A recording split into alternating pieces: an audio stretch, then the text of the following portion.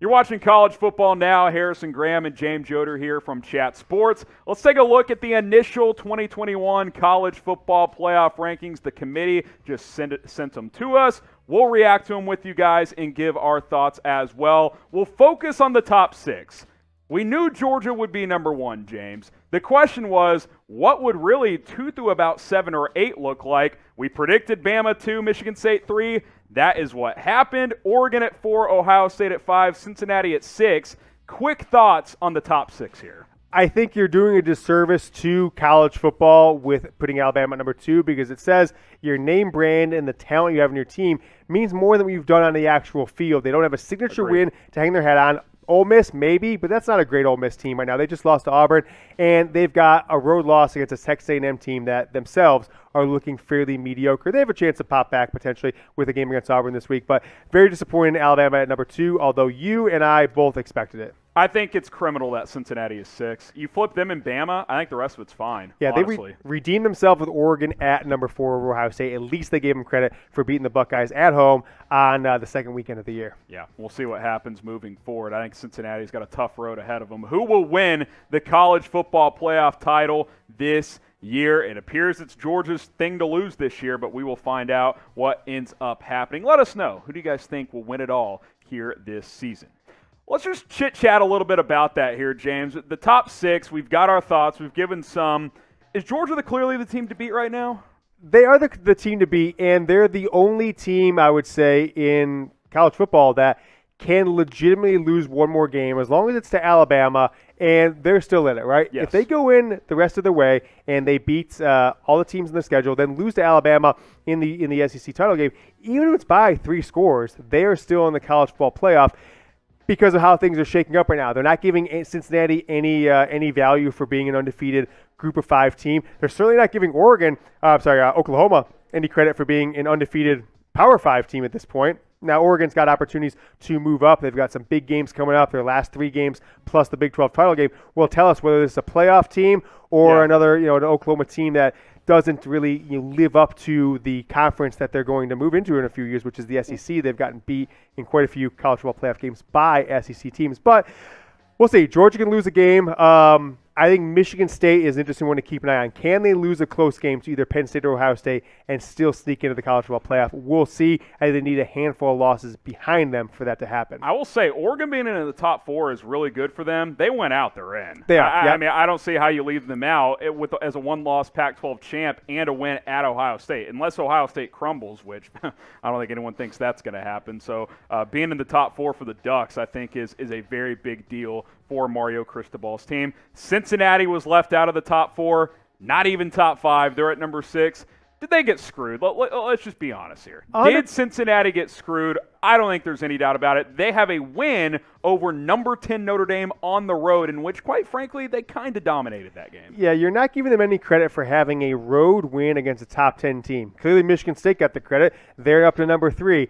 But you're not giving Oregon got the credit. They're at number 4. But Cincinnati doesn't get any credit. I think this is the committee just covering their butts, making sure they could say, well, they were number 5. They were number 6. They were never inside the top 4, and it was consistent like that all the year. Yep. If you get in a situation, you're back to TCU Baylor, where they can't just make the decision last week in the year. Well, Ohio State looked good in this game. We're going to pop them from 6 up to number 4. Yep. So I think that's what this is. They're just trying to avoid a December 5th, switching things up when Cincinnati goes undefeated. That Notre Dame win looks really good, and say, well, we don't want Cincinnati in the college football playoff. Let's just back them out a spot or 2 and get them out of the top 4. We'll go through 7 through 25 here in just a moment, but I want to tell you guys about our sportsbook partner, BetUS. Make some money by betting on college football and the NFL all season long by going to chatsports.com/bet. You got to use that link. So open up a separate tab, type that in, chatsports.com/bet. Plug in the promo code chat125. If you don't use our link, you can't use the promo code. That's just how it works.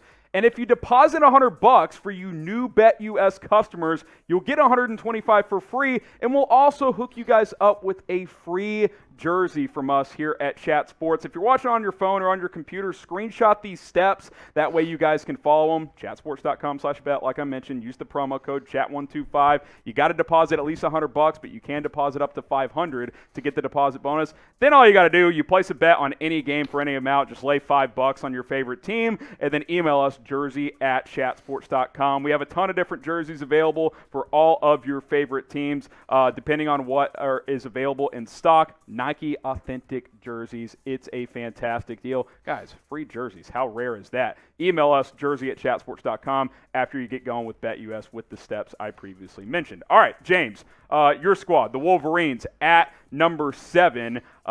Pretty good spot, I would say. And, hey, go check out Yoder and the Michigan Football Report at youtube.com/MichiganTV. Yeah, we got daily videos here for Michigan football fans and the fastest post-game show in college football after every game.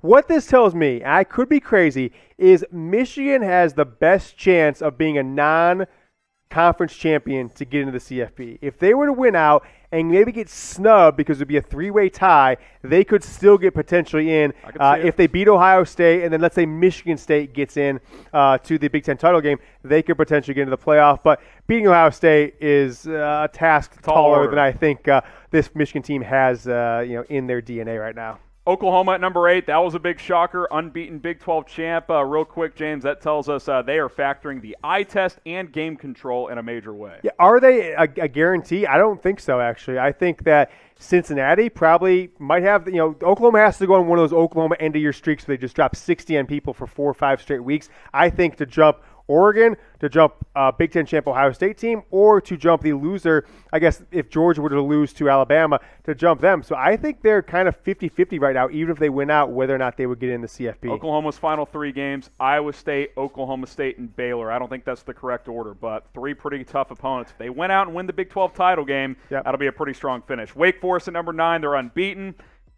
Opponents haven't been good, though. ACC, tough year. They're going to need some help. And then Notre Dame at number 10. Again, Cincinnati beats them. Top 10 team on the road. And the Bearcats only get up to number 6. Okay, 11 through 15 here.